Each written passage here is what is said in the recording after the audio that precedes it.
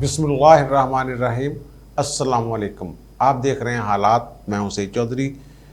तहरीक लब्बैक के हवाला से जो वज़रा हैं वफाकी काबीना के अरकान, वो भांत भांत की बोलियां बोल रहे हैं। कोई कुछ कह रहा है, कोई कुछ कह रहा है। और जो मुज़ाकरात आज जारी रहे हैं इस्लामाबाद में साद रिजवी साहब और उनकी टीम के साथ, शेख रशीद और उनकी टीम के, तो क्या वो वज़ीर-ए-आज़म की ख्वाहिश के बरक्स मुज़ाकरात हो रहे हैं? और फिर फवाद चौधरी साहब जो हैं वज़ीर इत्तलात, वो किसकी ज़बान बोल रहे हैं? और शेख रशीद साहब किसकी ज़बान बोल रहे हैं? और फिर एक ब्रेकिंग न्यूज़ है हमारे पास कि बड़ी खबर है, ब्रेकिंग न्यूज़ कह लें आप उसको, कि शेख रशीद साहब को आज कुछ वज़ीर-ए-आज़म से झाड़ें पड़ी हैं। वो क्या वाक़या हुआ था और वो कहाँ पे ये वाक़या पेश आया? लेकिन इससे पहले मैं थोड़ी सी बात करूँगा। अकरम चीमा साहब वाला कल हमने एक विला किया था, काजी फ़ायज़ ईसा साहब वाले के साथ जो गालम गलोच और ये वो मामला हुआ। आज उन्होंने, अकरम चीमा साहब ने अपनी सफाई में कोई प्रेस कॉन्फ्रेंस की है, वो मुझे क्लिप आया उसका। तो वहाँ अकरम चीमा साहब वही बात कर रहे हैं, जनाब वो दरवाज़ा नाक किया, लेकिन वो शीशा नाक किया और ये किया और मेरा ड्राइवर, वो कश्मीर रैली, वो सारी चीज़ें बयान करने के बाद फिर वो खुद ही कह रहे हैं, एक तरह से अपना इस्तेहकाक पहले तो बयान कर रहे हैं। जनाब पार्लियामेंट के सामने से मुझे उन्होंने 2 घंटे डिटेन रखा, फिर थाने में रखा, मेरी गाड़ी के कागजात ठीक हैं, तो ये एक MNA के साथ ऐसा नहीं होना चाहिए, कस्टोडियन है स्पीकर, वो जाने, मैंने उनको दरख्वास्त दे दी है, लेकिन जज के ख़िलाफ़ मैं सोच भी नहीं सकता कोई दरख्वास्त देने का वगैरह वगैरह। तो लेकिन साथ ही वो एक बात तस्लीम कर गए उसमें, वो कहते हैं जब ड्राइवर मोड़ कर लाया गाड़ी पार्लियामेंट हाउस के अंदर से टर्न लेके आया वापस, तो मैंने, वो फिर उन साहब ने, यानी कि 2 बंदों ने कहा कि गाड़ी रोको, गाड़ी साइड पे लगाओ, गाड़ी, वो सिक्योरिटी वाले थे। तो फिर मैंने देखा वो साहब फुटपाथ पे जा रहे हैं आगे। काजी साहब खुद कह रहे हैं कि मैं तो आगे जा रहा था, बता के मैंने कहा यार गाड़ी मशकूक है, वो खुद बात वही की।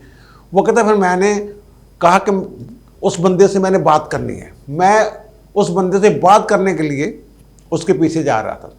तब मुझे पता चला कि जनाब ये तो ऑनरेबल जज हैं सुप्रीम कोर्ट के, मिस्टर जस्टिस काजी फ़ायज़ ईसा।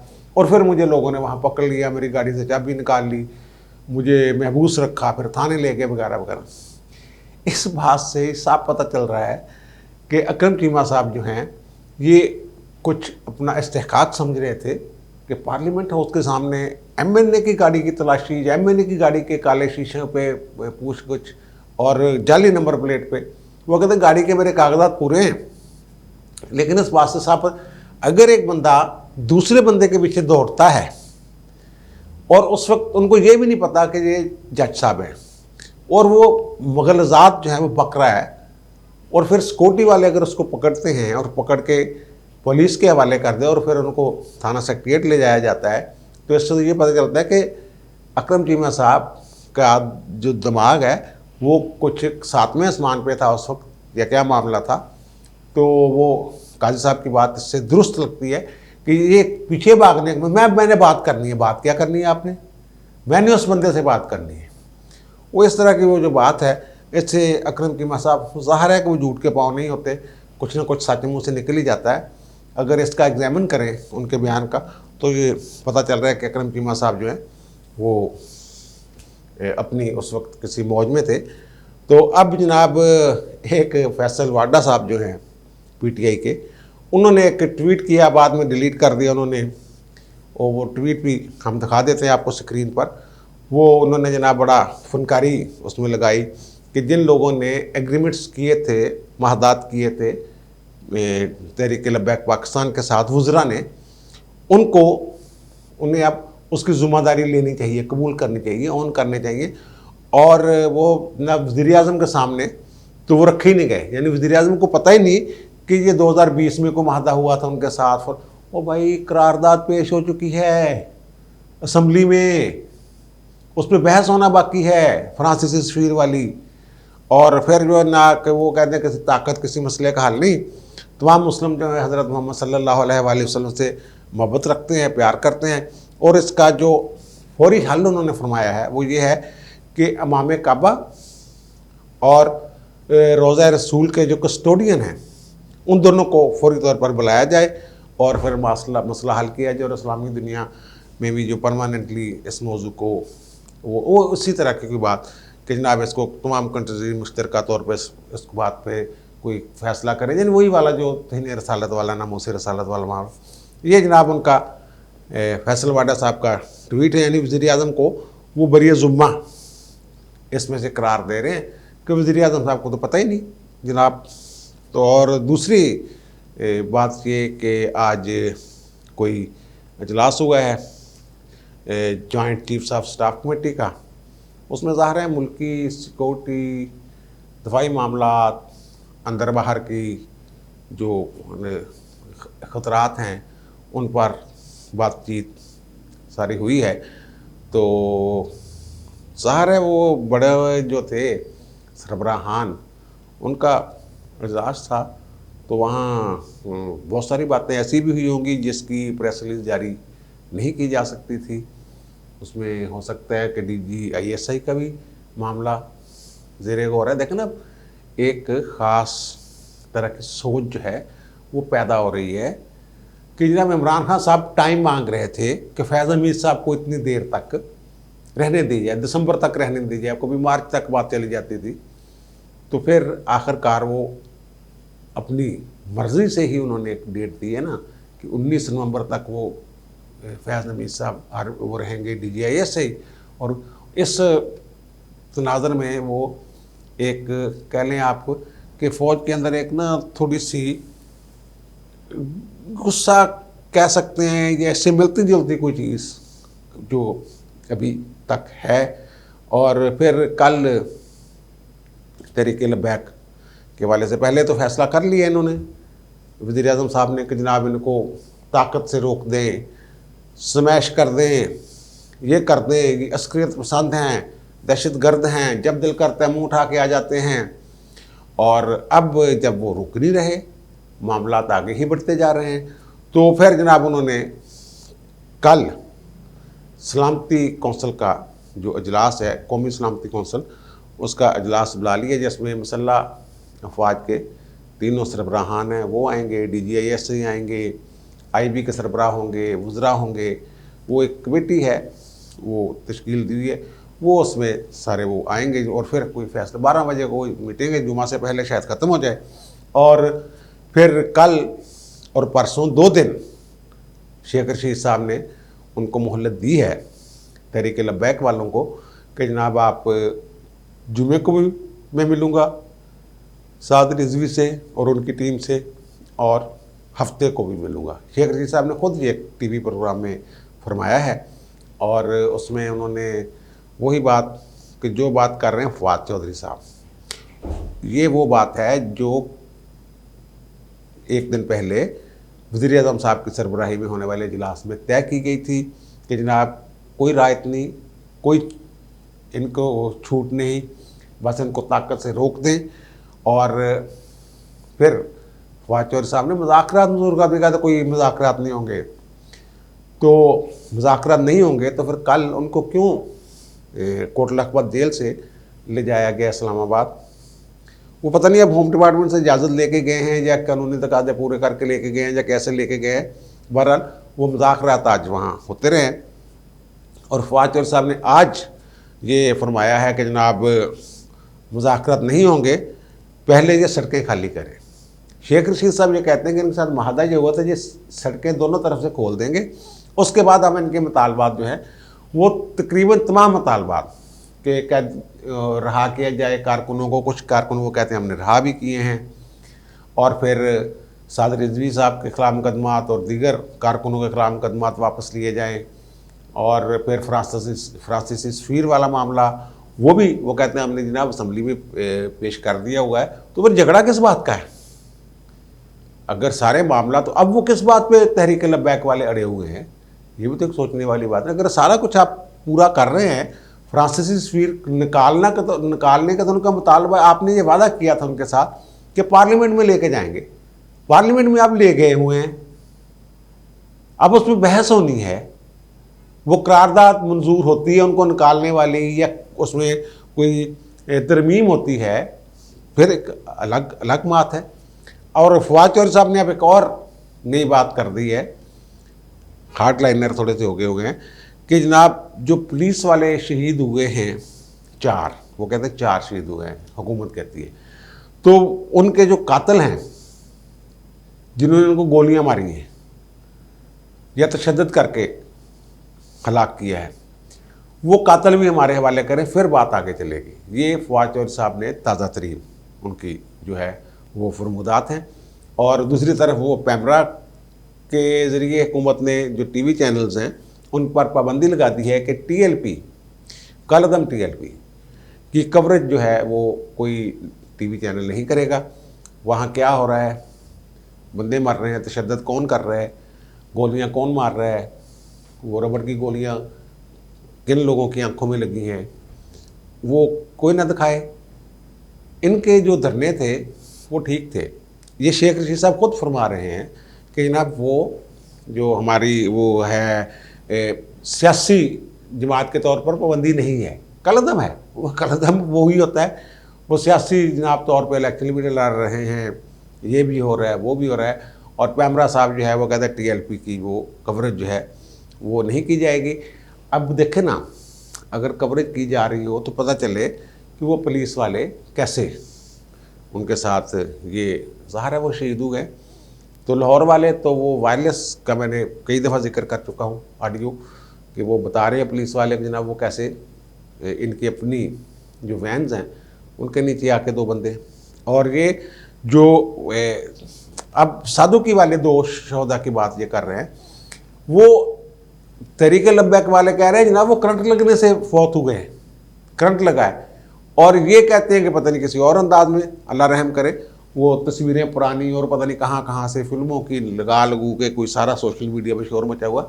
इसका तो एक ही हल है, फिर पोस्टमार्टम करवा लें, पोस्टमार्टम रिपोर्ट जो है वो जारी कर दें कि जनाब ये देखेंगे कैसे जहाँ बक हुए।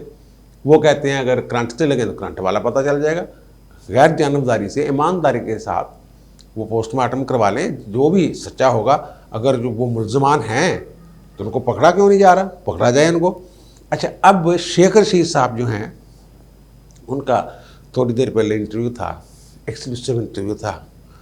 तो जो शिबली साहब कह रहे हैं कि उलमा से राब्ते में हैं, और जो आलिम दीन है मुफ्ती मुनीबर रहमान साहब वो कहते थे नैला बंदा यार जिन्होंने तुम मजाक राते लाया है शेख रशीद, वो कुछ संजीदा लोग लगाएं, असद उमर जैसे या परवेज़ खट्टक या शाह महमूद कुरैशी, ऐसे लोग हों।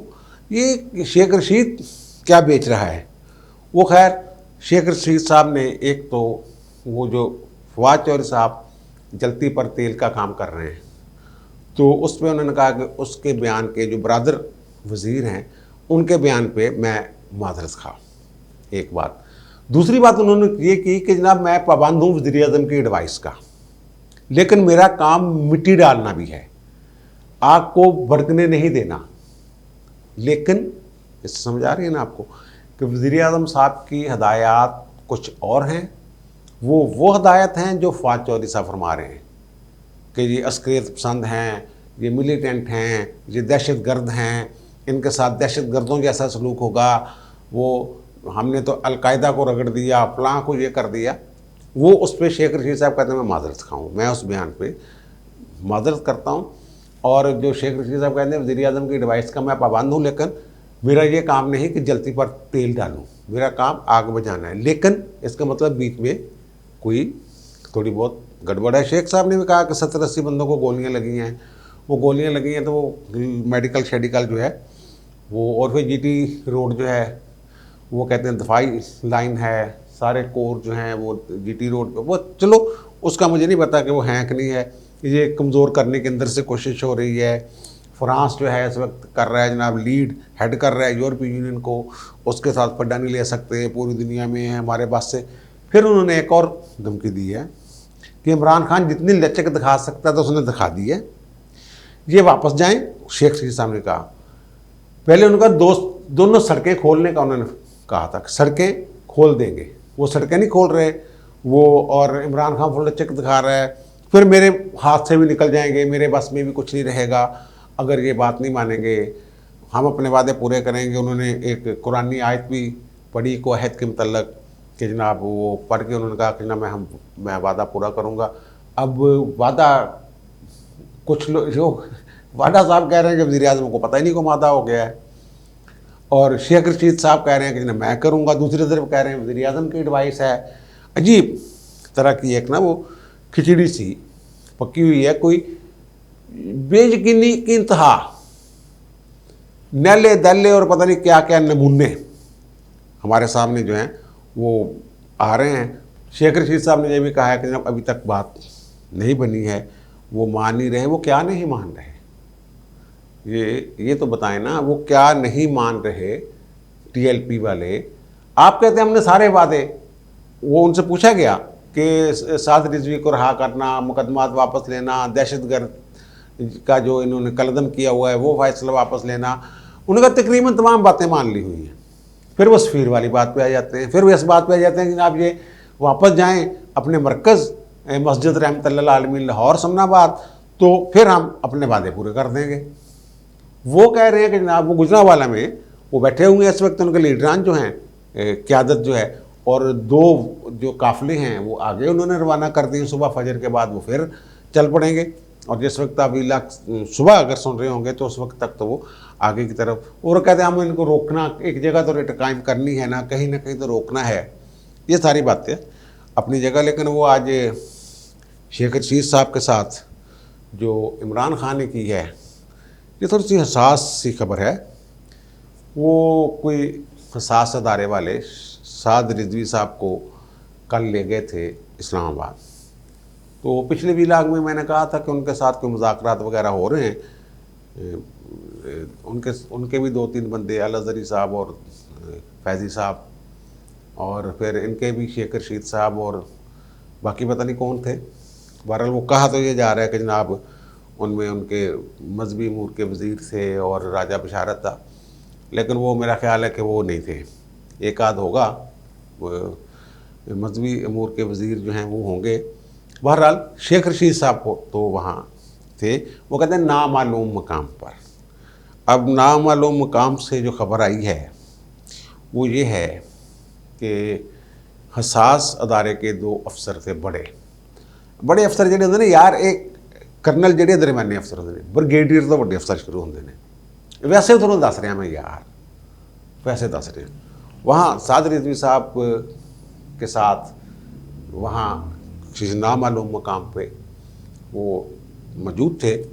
तो वहाँ शेख रशीद साहब को या तो फ़ोन करके बुलाया गया, या शेख रशीद साहब के साथ पहले ही से उनकी कोई मीटिंग या कोई तय था प्लान, वो गए हैं। तो वहाँ ज़ाहिर है कोई बातचीत हुई साद रिजवी साहब से, और वही बातें हुई होंगी कि आप तुसी वापस जाओ और ये करो वो करो। और वो कह रहे हैं तहरीक लब्बैक वाले कि जनाब साद रिजवी साहब पहले रहा हो के आएँ, वो हमें आके कहें कि वापस जाओ।